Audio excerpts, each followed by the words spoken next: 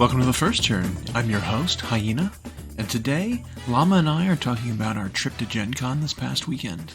We talk about the growth of the convention, the general painting competition, and recap the trip. We also talk about the Warhammer 40k Metawatch that was just released, and some leaked bits of the upcoming Battletome for Cities of Sigmar for Age of Sigmar, and more. Enjoy. So big news for this week is we have an episode. Yeah. We were not able to record from GenCon last week, which was a blast, which we'll get to in so much fun. In a few. It's a lot of fun. Like I said, we had to skip a week. Not much news in the last 2 weeks, honestly. It's still pretty dry on the news front. But there are a few things we can talk about still.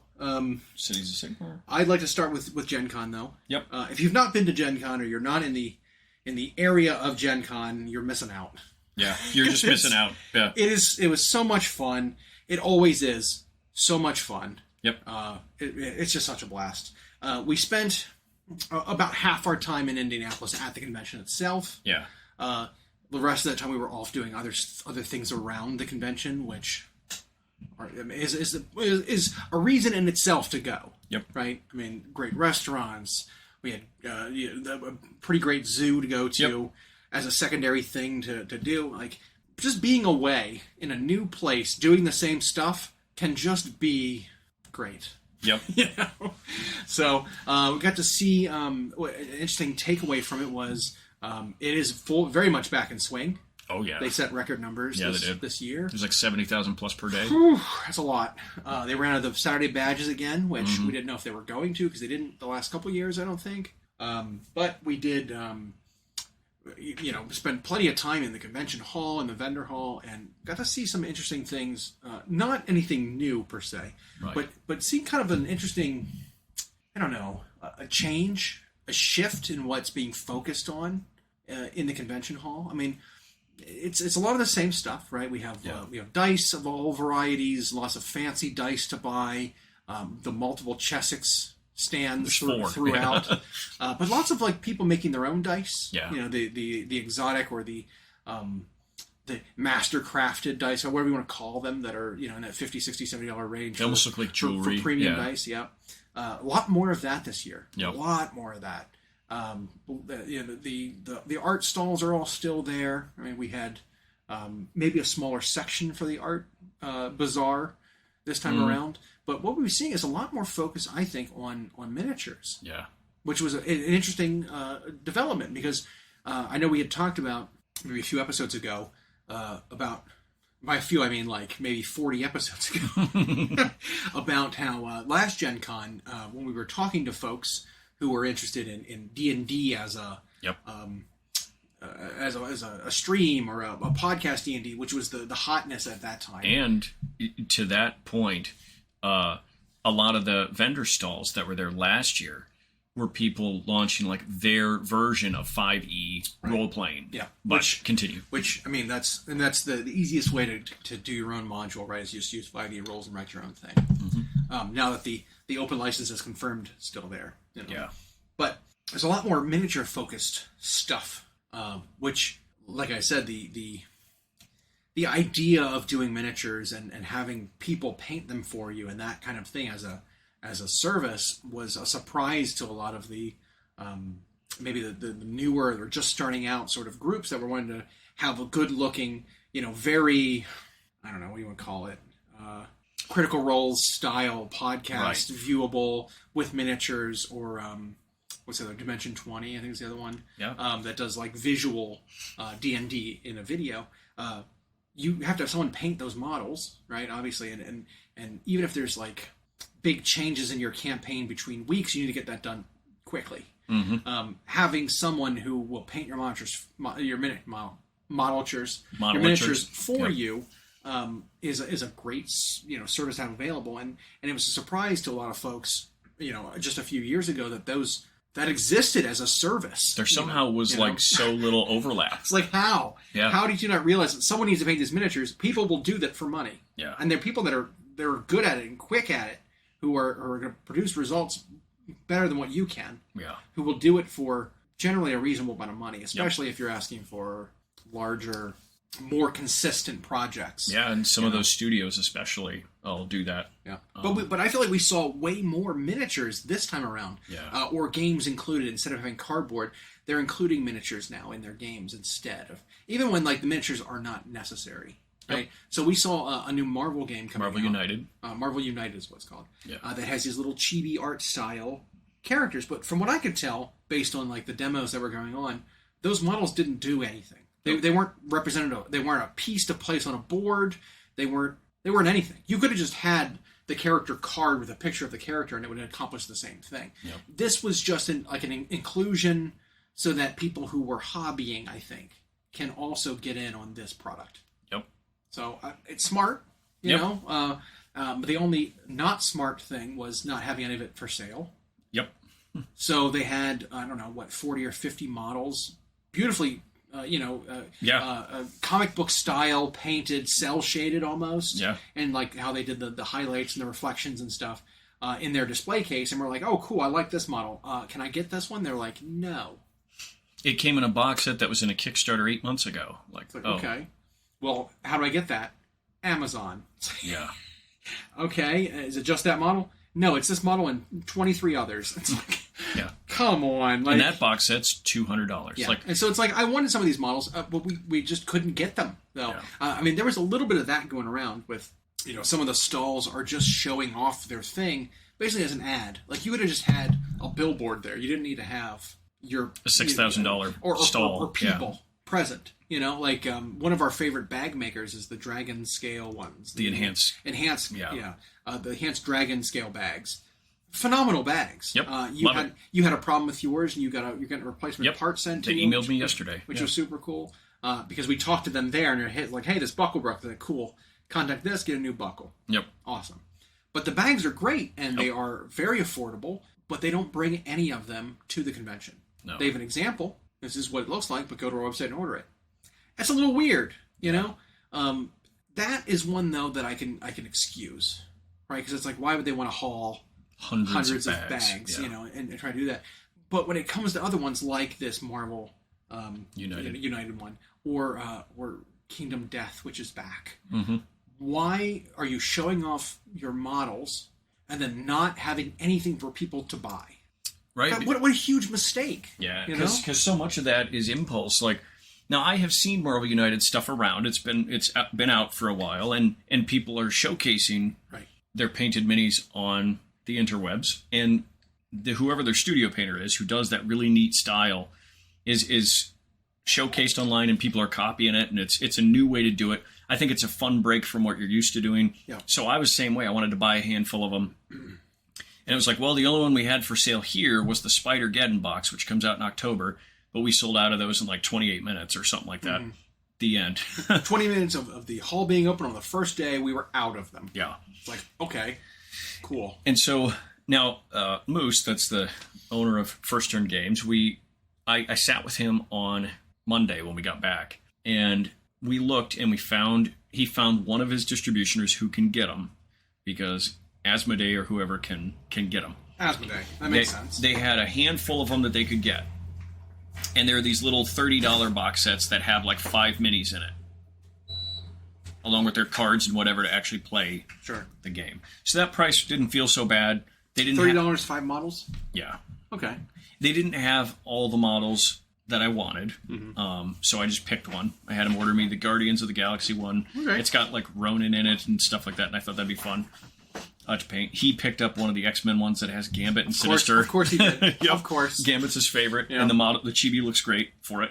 But all their chibis are really neat. But to go back to what you were saying, we talked about that at the previous Gen Con with people, and I almost felt like, not to take a ton of credit, that you and I were actually helping connect some of these groups who didn't even realize these could cross over. And we saw some people selling miniatures for your role-playing games, board games that come with miniatures now instead of cardboard, but nobody realizing you can paint these up to look awesome, especially if you're playing online. And now this year we saw maybe perhaps a little more of that crossing over, especially when companies like Journeyman Miniatures, and those are now at Gen Con. Yeah. Which never was before, I don't think. No, and I know because all they do is miniature games. Yeah. Why would they come to a board game convention / card game convention with their miniatures? Well, the two hobbies are kind of bleeding together now. Yeah. A lot of card games are now including miniatures, or miniatures are including card decks and stuff like that. Now it's like a lot more integrated as like unified games. And now that there's more ready access to 3D printing methods, you've got some of these board game companies that can get an artist to draw up some cool design, and then they can 3D print, make it real, and include it in their game. Mm-hmm. And that's attractive to crossover hobbyists. And you have to pay the tax of all the other stuff you might not use. But when has that not been a part of it? I mean, most of the time, when you buy a board game that includes 50 or 60 miniatures in it, and it costs you $180, as a war gamer, you're like, I'll take that deal. Sold. Are you kidding me? $3 per model? Done. Yep. Because we're used to paying $60 for 5 models in war games. Yeah. Like $12 to $20 per model when it comes to like Warhammer or similar games. It's the same kind of thing. Whereas this is like, all right, $3 a model. Oh, yeah. Yep. That's a great deal. And even if I can have all this new garbage and the cardboard I have to recycle. Right. The models for $3 a piece is great. Yeah, and they're clean and they look, like I said, like for the experienced painter, I think it's a great break. For the starting painter, chibis I always think are a good place to start because the features are big and exaggerated. Especially the eyes, which are always hard. Yep. Trying to figure out where to highlight faces. I mean, it's all face. Yeah. So, agreed. Yeah, and so I am excited that we can at least get some. It's just, but it was, like you said, it was basically like a billboard where there were more companies than usual just telling you we have a thing. Right. Go to our website and order it, or go to Amazon and order it. Or in the case of Kingdom Death, which is now back this year. Mm-hmm. It's a billboard for things they don't sell.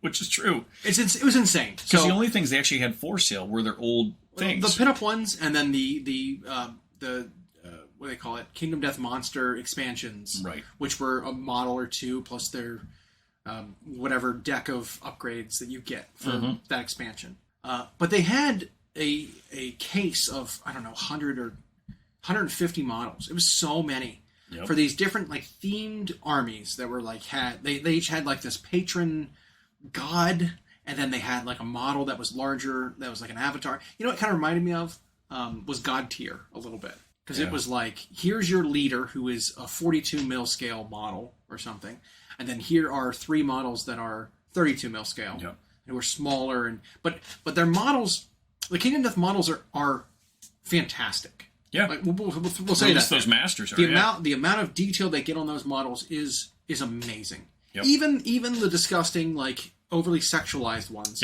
are still, in terms of art, detail. In terms of sculpting and detail, they are amazing.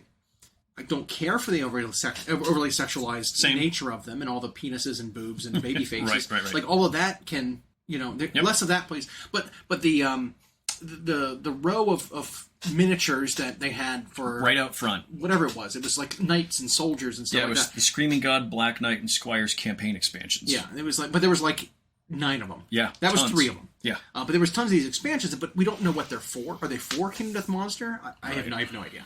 I have no idea what they're for, because they couldn't really give us any information of what they were for, or when they'd be available, or if they were ever going to sell them. Yep, it was insane. Like, you come here with over 100 miniatures that are showing off for what? To gloat? Just to prove you could? I don't get it. Because they don't have it on their website. Nope. We talked to them and they said they're not for sale. They're not in production. We have no ETA when they'll ever be made, or which ones will be first. And it's like, what about painting? Do you have anyone lined up to paint these models for your studio? We have no plans to have our models displayed painted. Yeah, they always it's like, are you kidding? They always just display them as resin masters. It's insane. That's insane to me. Yeah. So, like, while I like some of what Kingdom Death does, the overly sexualized monsters and all the pinup girl knights, just not interested in any of that either. I did notice that I thought was funny was some kind of like armored thong. I was like, okay, nope. So that just solidified it for me. It's like, I'm not interested in that. But these knights that were just classic guys on themed, foot, armored, they were reminiscent of the god that they're from, based on like the armor style they had. They looked great. It's like, I want some of those. Yeah. I assume they're going to be expensive. There'll probably be a a $75 kit for 3 models or something, and I'll get a couple. But if they ever sell them, if they would have had them there, I would have picked up a set just to play with them, just to paint them and see how they work. So that was maybe one of the biggest disappointments. Not from like I was expecting more, and then I was expecting something, and then it didn't work out. But seeing it was there and seeing all these models, that's like I clearly want these, but they're not for sale, and they and for what we know, they will never be for sale. It's like, what a letdown. Why even bring those? Why even show those? Yeah. Like, if I was going to buy something and then I heard that, I might return the thing I was going to buy just out of protest for that. Yeah. That was how you announce your return to the con. Right? Was, we're going to show off all this new stuff coming, maybe or not someday. Maybe or possibly. Never. We have no plans. There's no plans in motion to actually make these models. Yeah. But here they are. Yeah. Why? But what we do have is a re-release of our other box game we have for $700 for a board game that you get to play through one time. Yep.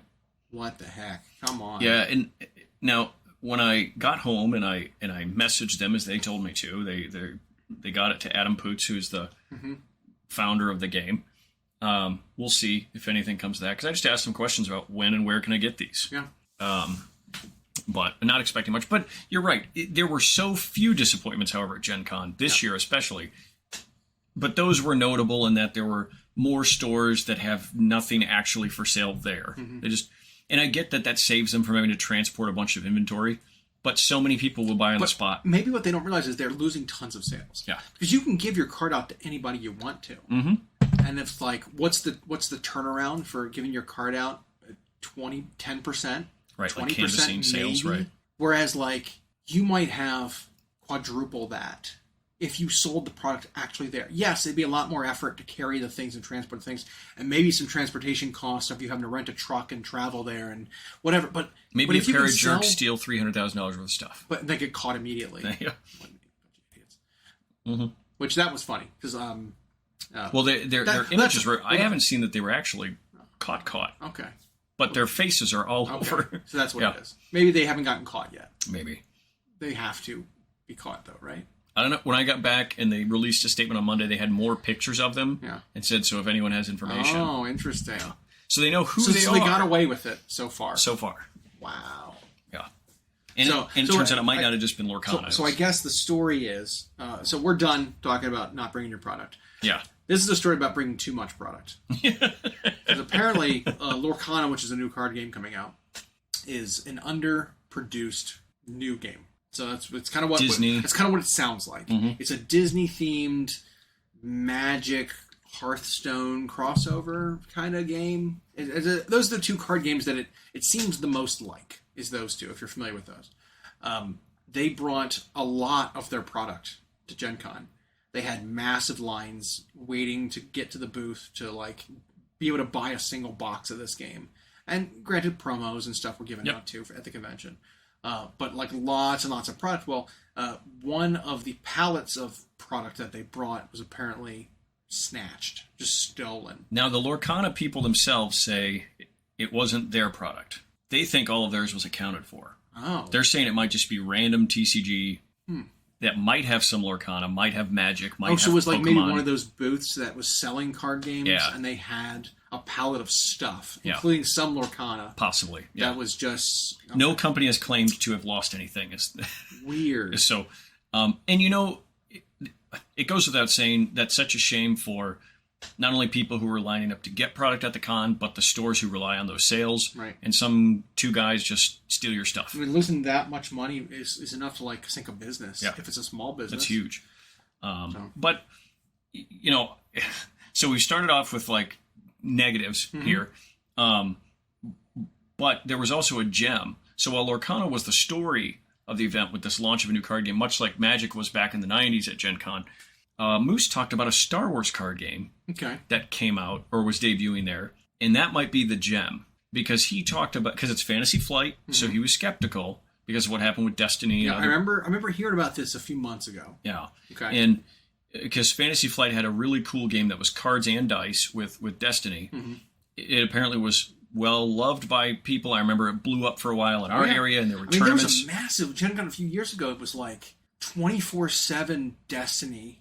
And it had a section of Adepticon, where now like the X-Wing and stuff like that is, and Legion is. Maybe that's what it was. Maybe it was like a third of one of the halls was all Destiny and Adepticon. Yeah, one of their big events was that. And but it had issues with support. It had issues with supply, and then Fantasy Flight just stopped supporting the game, just dumped it, and now it's worthless. Well, so he is skeptical because he's like, I've been burnt by this before, but then he like played a demo of the game, and he's like, this game is great. He really liked it, the mechanics of it. He of course is big on he loves Magic the Gathering, hates the mana system in the sense that you're kind of at the mercy of how you can draw or manipulate your deck to get the mana you need or to not get too many. So with Magic, mana is played as draws. Yep. Every turn you can play one land that generates you can tap into for mana, but you're still, if you have no draw mechanics or no like ways to search your library and add more cards of the land variety to your hand, you're going to play slow. You could be limited, right? You could be cut off from what you need to do. Most other card games have a mechanic that doesn't require you to be at the mercy of the deck and draw your mana mechanic, right? And so like that's, I think maybe one of the weakest bits of Magic is the fact that it's like, well, if I draw 3 turns in a row and I don't pull a land, or the opposite, I draw only land. Or I draw only land. You're right. It's either way, right? Because almost a third of your deck is land usually, or a little bit more than a third. Yep. And so it's like, well, sometimes you go on stretch where you just have no place because all you're drawing is land. And it's like, well, you need to play a land every single turn. You also need to play something else every turn. And so you're not drawing 2 cards every turn in Magic. You're only doing 1. And so you need to be playing 2 things, but only drawing 1 at a time. So you're only like and they're not going to change that part of the game now. 25, 30 years in. They can't. And so what they do is they try to create more ways to not only fix your land earlier, but then give you ways to dump extra land later. Sure. But then you have to build your deck around that. So what other card games are trying to do, but that said, Magic is still enormously fun and challenging. And what other card games are trying to do is introduce alternate resource systems where you can have a resource mechanic in your deck, but you can also just decide that what you draw can be either a card that you can play or a resource. You can turn it face down. Which that's what Lorcana's doing. Yeah. And this new Star Wars one's doing any card you draw, you can instead play it face down and it becomes a mana tap kind of ability. Yep. Instead of the card that it is, you sacrifice it, it becomes land, essentially. So, but this new Star Wars game does that. Yeah. Okay. It has something similar where it's like 2 cards and you can make one a resource or whatever. So anyway, he loved it. Might be the quiet little gem that breaks out of there. I had seen an article about it today or yesterday talking about it, and I didn't realize it had even come out. I remember hearing about it. Yeah, I remember it was a very quiet release if it's out yet. I don't think it's out yet. Okay. I think they were just showing it off at GenCon. All right. So it's great when you find, and that's one of the things about GenCon that's great. You can always go there, see something you never heard of, and it can be a ton of fun. Again, impulse buys. Yep. But the 4 days flew by. Yeah, they did. Because, it was warm weather every day, even hot, but warm weather. They kept the building air conditioned fine, and they moved the block party to the south side of the building this year in a parking lot area instead of in the middle of downtown. They wanted to keep the downtown lanes open, I guess. And well, that allowed it to be so much bigger too. It did. They put it in that parking lot that's between the con center and Lucas Oil Stadium, and it just made it huge. Huge circle of food trucks and stands. Some trucks lining up and down the street. They created a huge seating area, which they haven't had before. You're not just sitting on planters in the road.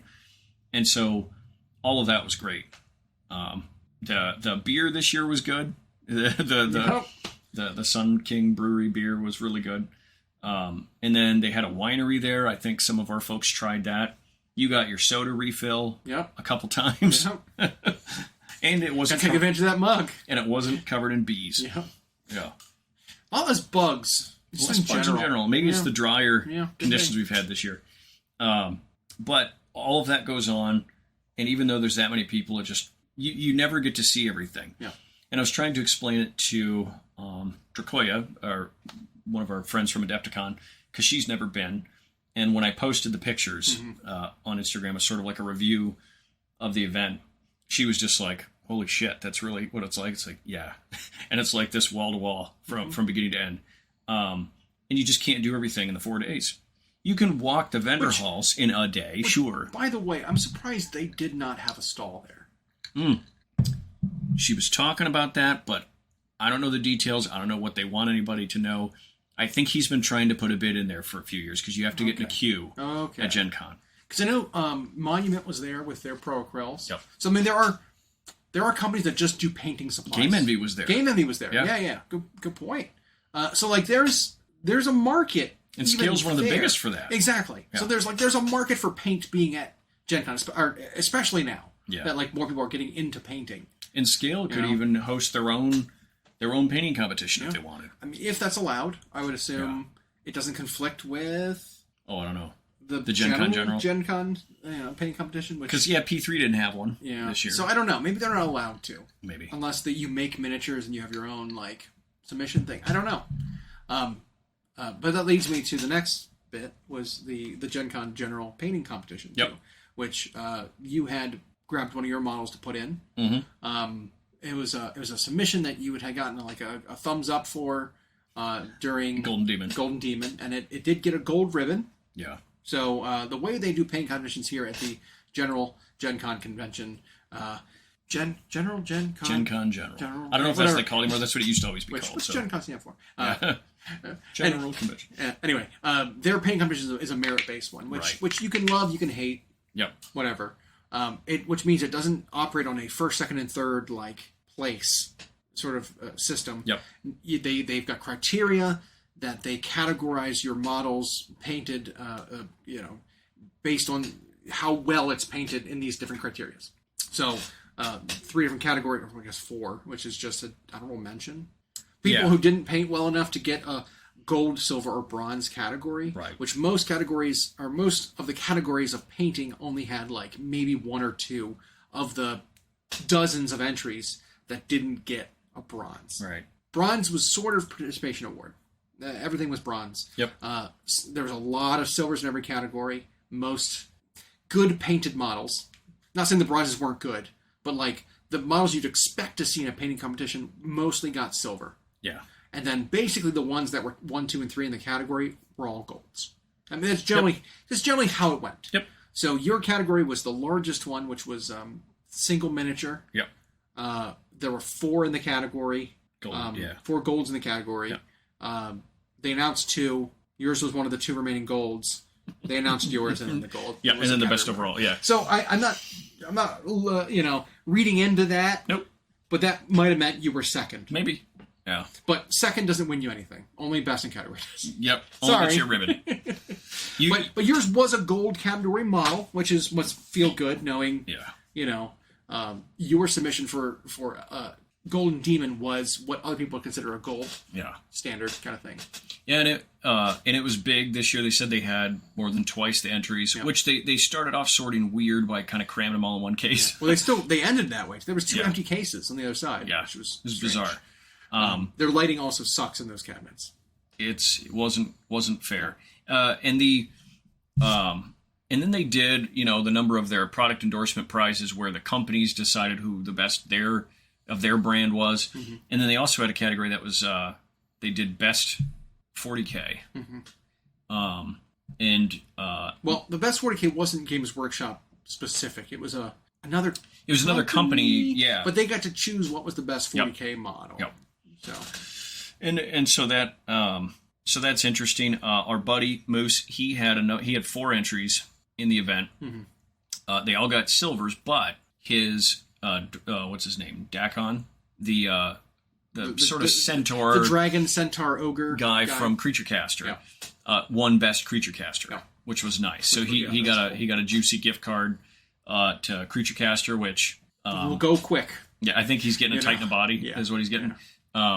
But yeah, that was great to see him get that. So we both walked away with some decent accolades there. It was run smoother this time. They got through it quicker this time, despite there being more entries. And so really had no complaints about that. We weren't up there as long because well, they also let us grab the models immediately after the award ceremony. Immediately. We had to wait till next day, which we did have to do last time we submitted, and that made our trip last several hours longer. Right. Because we basically were just waiting there to get that and then leave. Yep. Yeah, because there's always that bit on Sunday where it's like, well, do you want to catch a demo? Do you want to run through the vendor hall once more? And sometimes we do, and other times you're just like, well, we've done everything. Let's just hit the road before the traffic gets awful. Exactly. But yeah, absolute blast. And what we were saying, I do hope Scale gets a spot there if they're truly bidding, because their painting and hobby supplies are among the best. They're known everywhere. They do have some of their own minis, like busts that they produce. So, that'd be cool if they could get there. You're right about, I don't know what their rules are at Gen Con for competitions, but what was your? Let's see. Did you play anything? Nope. Did you demo anything? I need to. I watched a lot of demos. Okay. But like most of the stuff I was looking at I was looking for new inspiration for models for projects and stuff. Okay. Yep. I didn't. I almost picked up some Infinity. I didn't because it was nothing of the exclusive con stuff. So mostly I hold off on buying a lot of stuff that isn't con exclusive. Yeah. Because most stuff I can just get from home. Yep. Right? Like I don't need it readily. I'll wait and I'll get it through the store or whatever and support the local store. Yeah. That also supports the vendor too. But if there's nothing I needed. Yeah, if there's a con exclusive or you can get something early at a con, then you want to jump on it. Yeah. Yeah. I did get what was released at this convention. I don't know why I got it, but I did. I got I don't know if it was an event exclusive or if it was just like event debut War Machine model.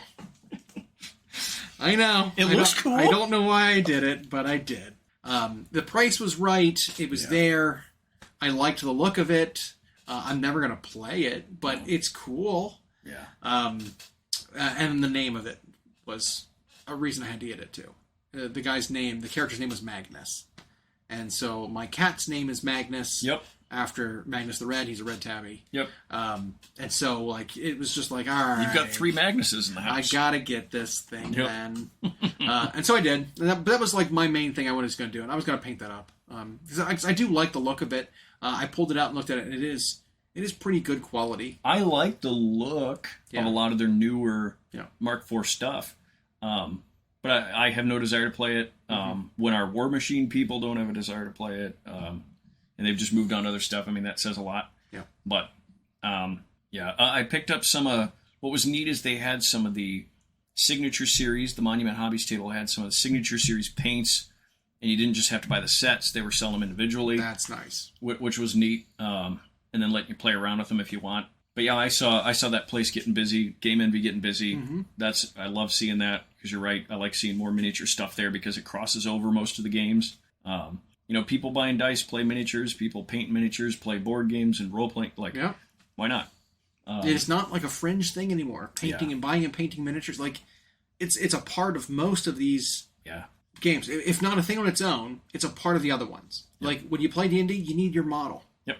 You need models for bad guys. And they didn't used to. I remember 25 years ago, like dating myself, but like playing role playing games, you just kind of relied on talking and maybe a map. But it was like now miniatures are so well done that it's like, you got to get a cool little guy to represent. Even if you're not going to like have a grid and play, it's like, here's the monster, and usually let them see it in person, because it's like you can describe it in text, but it's not the same. It hits different, when you can actually see the bad guy in a physical form. Yeah. And our friend who worked at a vendor hall last year at Gen Con, Moth, I forget her Instagram handle, she took up painting miniatures in the last year because her game night groups, both for role playing and board games, have miniatures, and so she just started doing it. Yeah. Became a thing. She asked questions all the time about painting minis. Yeah, so love to see it. Love to see it. It always just makes me super excited for the next one. I know we've already been scouting stuff for next year. Yeah. Well, we need to get the hotel for Adepticon next week. Keep our streak going. If that rumor's true that there's going to be rooms opening on the 21st. Yeah. Because I haven't seen the actual Adepticon announcement of the block opening. But if the hotel's going to let you start scouting that far ahead. And that's so soon. And you think about it, it's like, oh, well, that's a year away. It's like, no, we're halfway through the year. Like 7 months away. They're pretty much 6 months apart. Yeah. Is how they end up landing. Yeah, they split the year basically. And it's like, well, this one's over. It's time to start looking for the next one. And in my younger years, I never planned that far ahead, but now I do. Now each con not only reignites a lot of my passions in the hobby, and to make it a profession, but now I always just like, well, let's start, because we don't want to have happen kind of what we had happen at this Gen Con where we him-hawed and then our housing situation almost ended up not happening. Horrible. Yeah. That worked out. Yeah. Surprisingly worked out. Yeah, the two adjoining rooms with queen beds ended up great. Nobody was really crowded. Yeah.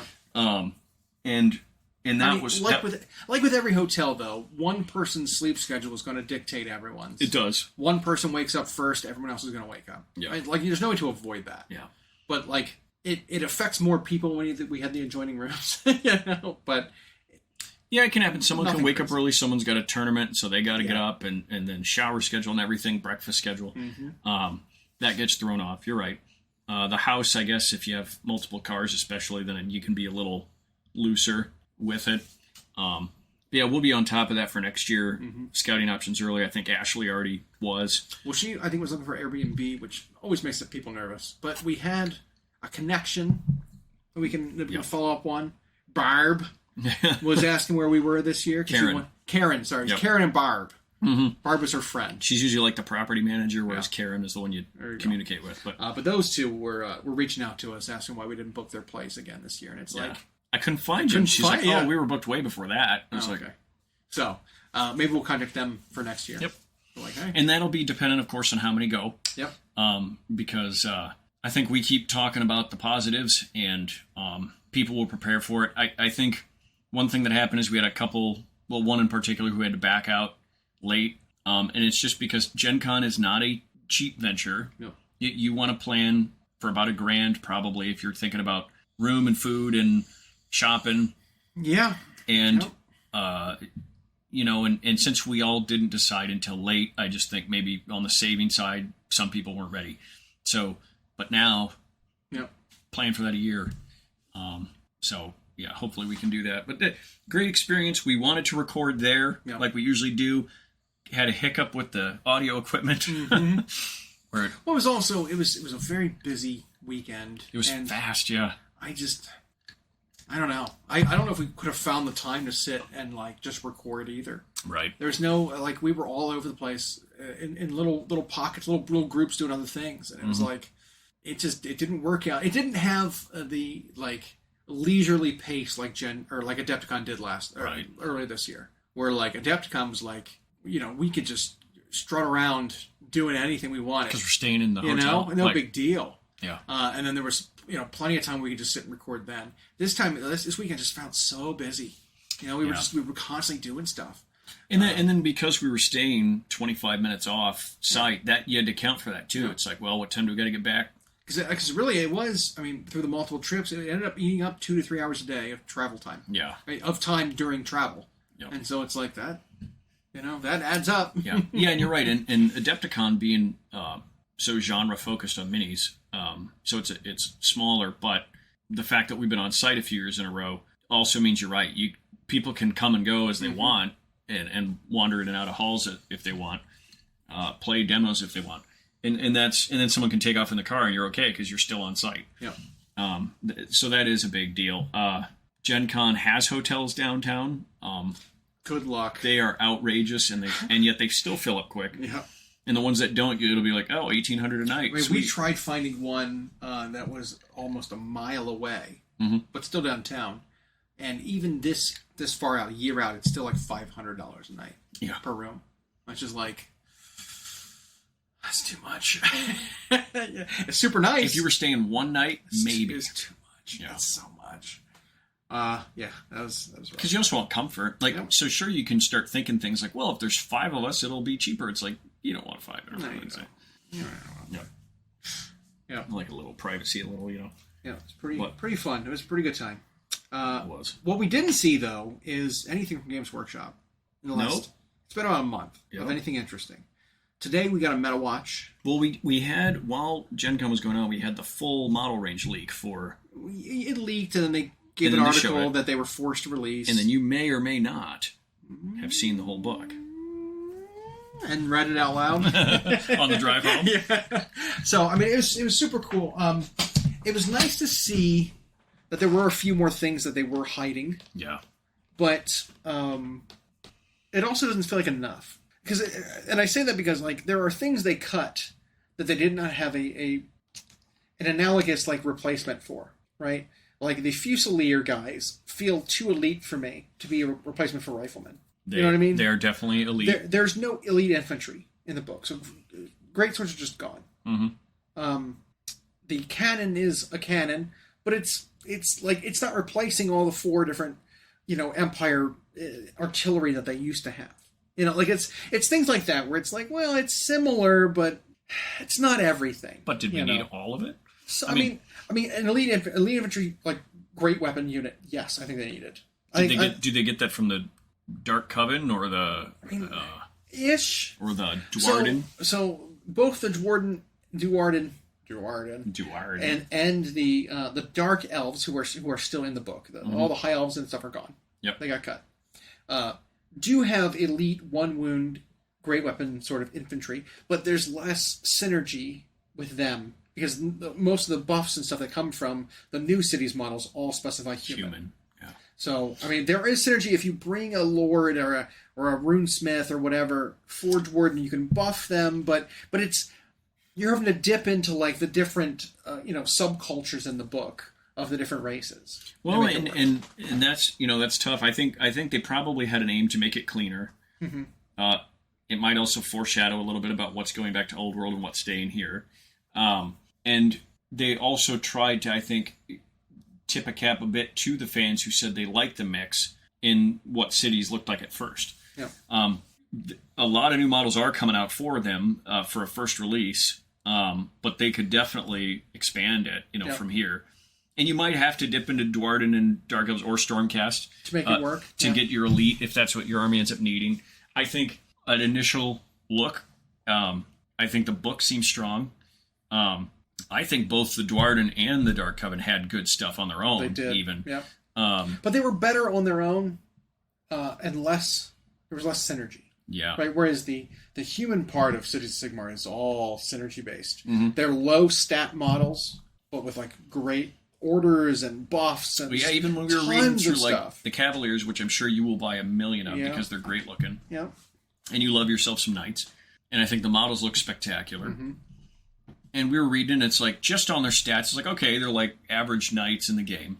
And then some of the synergies we found that you can combo with them for easy. Well, like 38-inch threat range charges. Yeah. Like, it's bonkers. Which, that was fun to see. I see there's a whole way to make the Fusilier side of things good. And I really like the look of the army. I also saw, they showed a picture of the ogre with the tree stand guy. Mm-hmm. There's 2 very different ways to model it, which is neat. So it's not just a single pose fig. I love the aesthetic. I love that they went... dare I say, grimdark with the at least the paint schemes. Yeah. Because the plastic might look much cleaner, but the paint schemes at least they went grim and dark. They did not go bright and the little like zombie Piper. Like what? Yeah. The heck was that? Yeah. That was so weird. Yeah. It's so strange. Mm-hmm. Yeah, I love the look of it though. And do we have a date yet on it? No. They showed the starter box, which we knew. It's got to be soon though. I mean, I know some boxes have already gone out. I've seen because. How else we get the leaks? Yeah. They have not officially announced this weekend pre-orders. They showed us the book cover and everything. I'm going to think we're going to hear this weekend. I think we're going to hear next week pre-order Cities of Sigmar. Okay. And then they'll have the box set. They won't have the Matriarch on the Manticore. Not yet. Okay. I don't think they'll have. It'll be like a second wave. Like the group of like 5 characters. I don't think they'll have out immediately. But I think it'll be a second wave kind of thing. It'll have like, here's the box set with everything. Here's everything else plus the single releases of the Knights and the Footmen. Yeah, that kind of thing. Sort of like how Slaves was. Yeah, a little bit. And then there's also another unit that's from Warcry that I think is going to integrate I thought they were good. Really well into that army, which is the like Hunters. Yeah. I've already got plans, I think, to turn some of my elf models, who are like sneaky elves with bows, into some of those Hunters. Yeah. Like the Shadow Warriors I have, mix in a unit of like a handful of them plus like some Griffhounds or something, to make them count as some of those hunters. Yeah. To have some of those units. I want to get those models too, but I kind of want to run a lot of them because I think they're very good. I thought they sounded really good, and there were some ways in the book to buff them. Yeah. But other than that, you're right. We hoped at some point we would get some sort of Space Marine leak. Yeah. Nothing. Crickets. We don't even have a silhouette leak. Not even a whiff. Not even a grainy picture. Right. Nothing. They have somehow There's kept no rumors. There's nothing. They have kept it so under Kirby era lock and key. Maybe they assumed so hard that Tyranids were going to win, or they skewed it so Tyranids were going to win, that they didn't even produce anything for Tyranid or for Space Marines. They didn't even have anything. They didn't have anything. Nope. They took a gamble. They've told us what they're cutting or moving to Legends. Yeah. But, and I think that's the biggest indication of what's probably going to be new. Sure. But that's all we've got to base it on. Yeah. So. Which they talked again about that today in the Metawatch, that they said, we're excited for the changes because they have some adjustment that's coming, and then Tyranids and Space Marine Codex is in the autumn. Yep. So that we know. Another adjustment of some kind's coming. Well, they said points were in the works. Yeah. Whatever that's going to look like. Yep. I don't know what other adjustments they could be referring to. Because what we saw is, while some things tightened up in the percentages, barely. Yeah. When you're talking well, the order of win-loss did not change. Yeah, when you're talking about the top 5% and the bottom, those didn't change. Yeah, because I'm looking at it here. Yep. Eldari is still 67% win rate after the changes which to is Eldari. monstrously too high. The other three armies that are too high, which Adeptus Custodes barely, right, 56%. Yeah. But you had Gene Stealers at 63. That's not much lower than That's huge. Than Eldar. Yeah, and that was after whatever was changed to make that a little harder for them. And then the next one after is Imperial Knights is still at 57%. That's still huge. It's still very high. There's only like a third of the armies are in the favorable win rate. Yeah, because you're right with Custodes, like 56% I'm okay with. Yeah. But not when that 56% has to go against that many that are below 45. Right. Because that makes Custodes feel because everything that is in the acceptable win rate is almost every version of Space Marines that isn't Space Marines. You have Thousand Suns are in there. You got Deathwatch in there. You've got Chaos Space Marines. You've got Space Wolves, Dark Angels, Black Templars. Yep. They're all in the acceptable range, which 45% is the low range there for several of them. Still on the border of being acceptable. Yep. You had all the shooty armies that don't have multiple phases are all at the bottom. Tau Empire, Leagues of Votann, all at the AdMech, all down. So you have Ashen Militarum, shooty army, non-combat. Yep. Right? You've got Adeptus Mechanicus, all shooting, pretty much no melee. Tau Empire, Leagues of Votann. I even say Adeptus Sororitas is mostly shooting. Drukhari, mostly shooting. No, and none of these armies have Psychic either, by the way.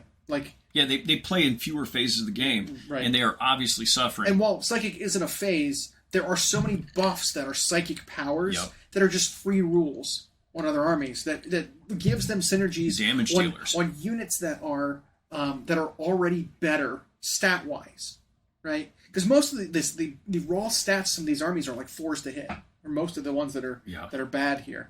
The armies like Eldar, who are already on Ballistic Skill 3+, have additional psychic benefits to hit and wound and auto wound and fix their dice and all this. Yeah. So it's like these armies that are already better just in raw stats have other rules that make them even better. And not priced in a way that accounts for their better stats. Exactly. Yeah. But it's like I said, it's most of the armies that only play in a phase that are down there. Yeah. Right? Blood Angels. It's a Space Marine army that's mostly melee. World Eaters. Space Marine army that's mostly melee. Yep. You had Death Guard.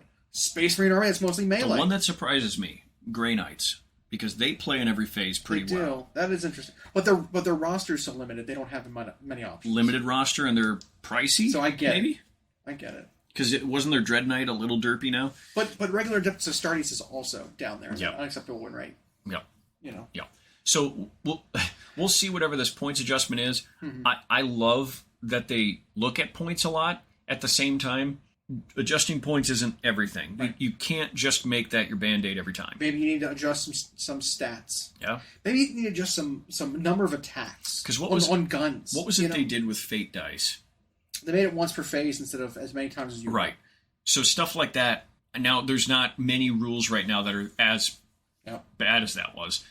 But they do need to look at stuff like that and decide, hey, is this being so particular or requiring so many hoops? Is that good? Could we loosen that up a bit? Remember late 9th when they did that with Necrons and then kind of took it all back? But they loosened up a few of their rules, and all of a sudden they were playable. Mm-hmm.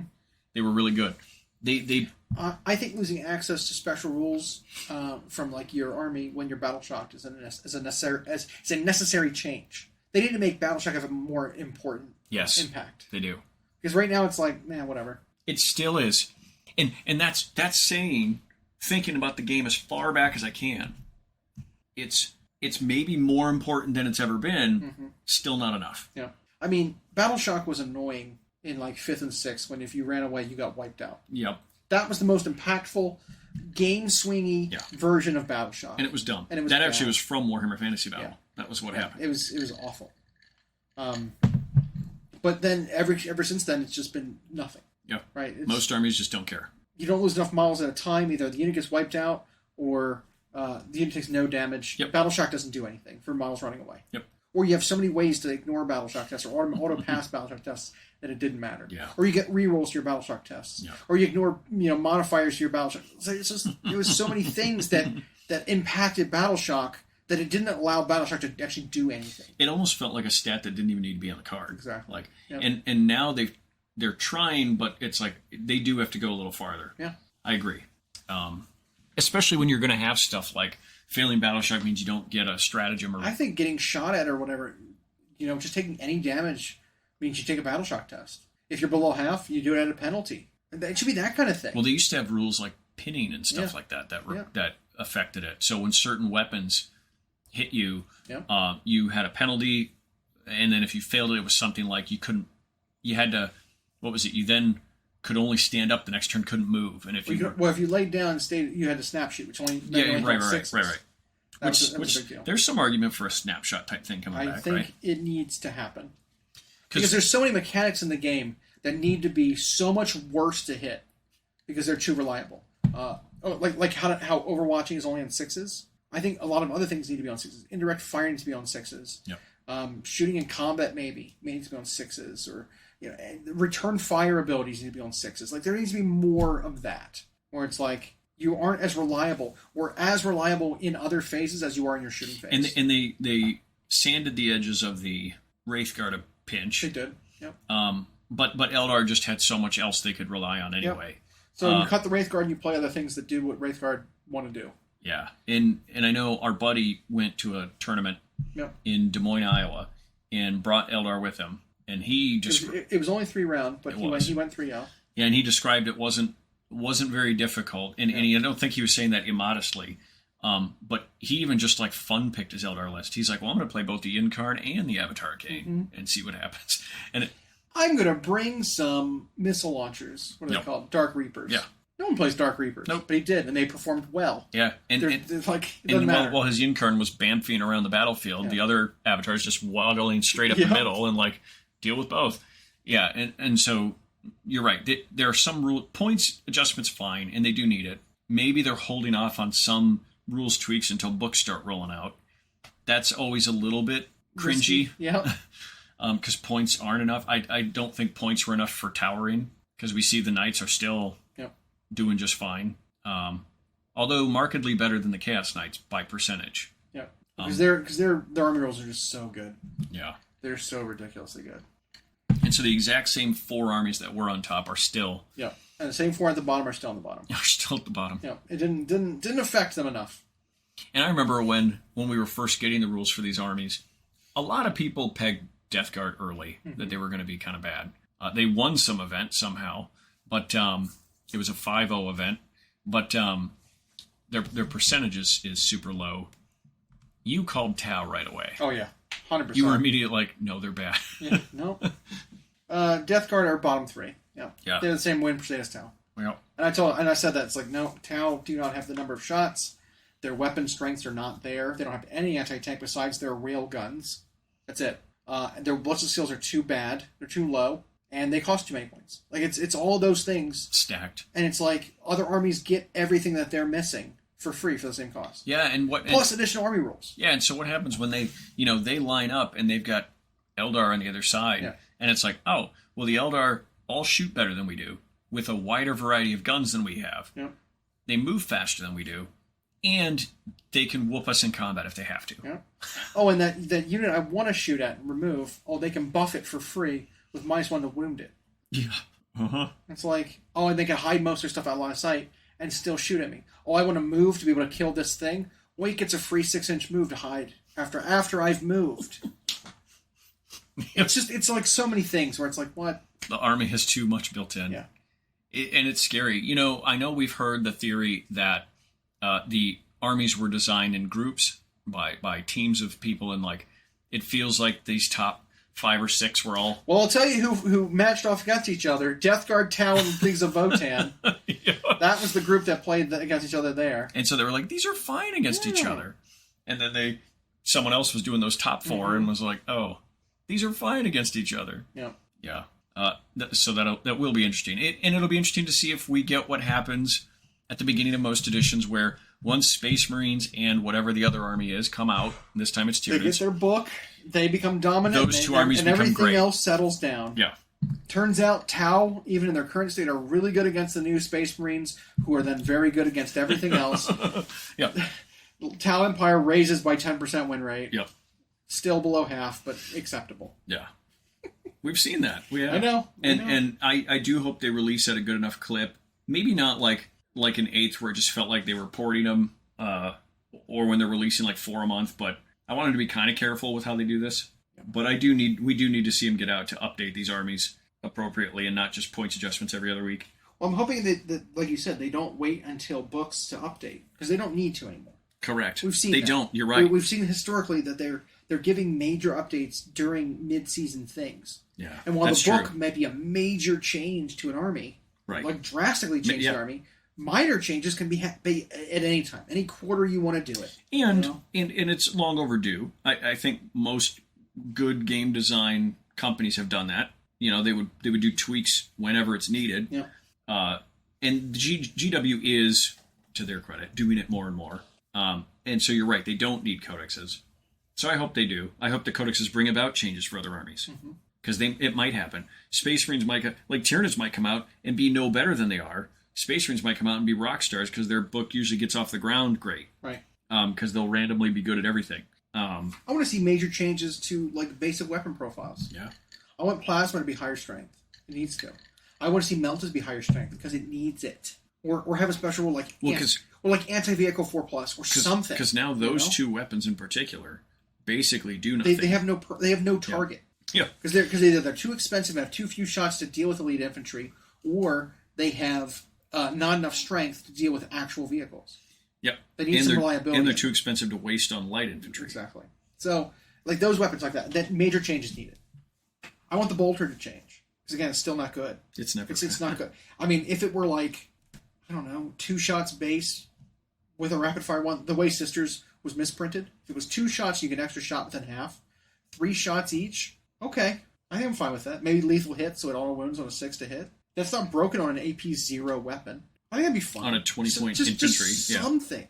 Because right now, with it just being 2 shots at half range, no special rules whatsoever, it's just not good enough. No. I also major change to the game. I want to see core rules. I want to see criticals go away on Snapfire.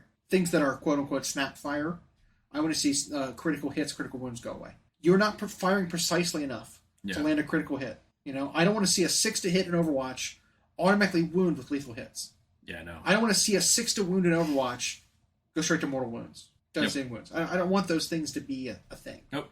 These are bonus off-the-hip shots. Any of those special rules are in your shooting phase, you get these special rules kind of thing.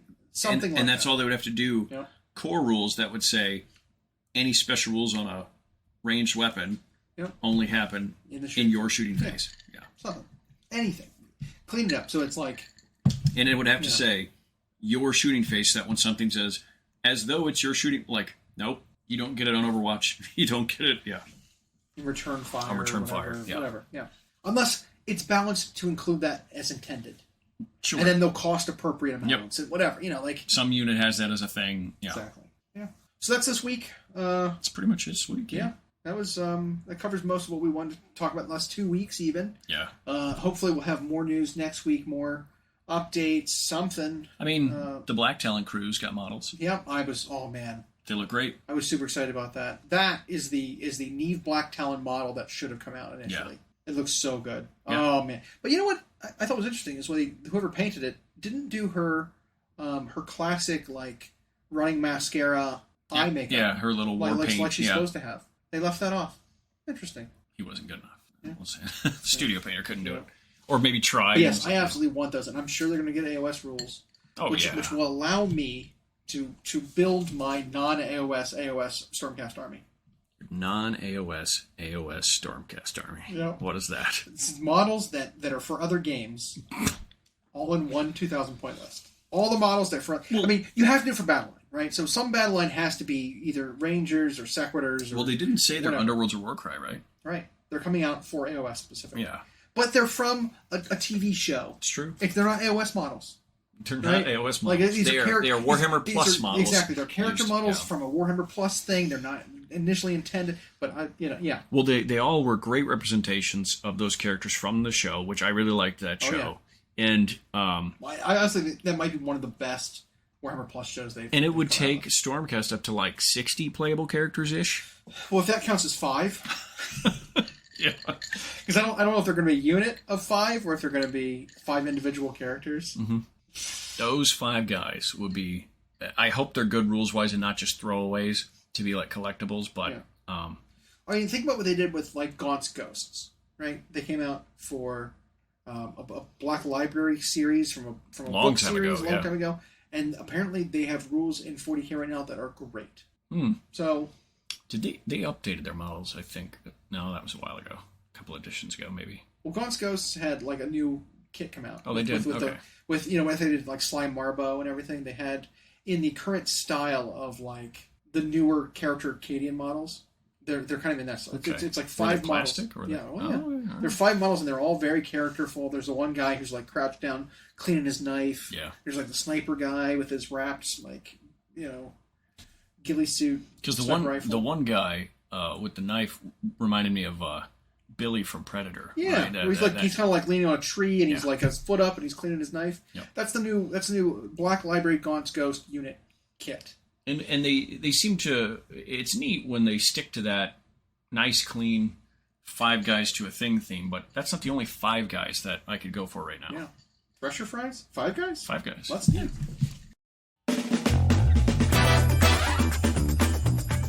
Thanks for listening. We hope you enjoyed. Check out our new episodes every Friday at Google Podcasts, Spotify, and Audible, or on Podbean. You can also follow myself and Llama on Instagram for more. We are at Hyena Paints Minis and at Llama Paints Minis.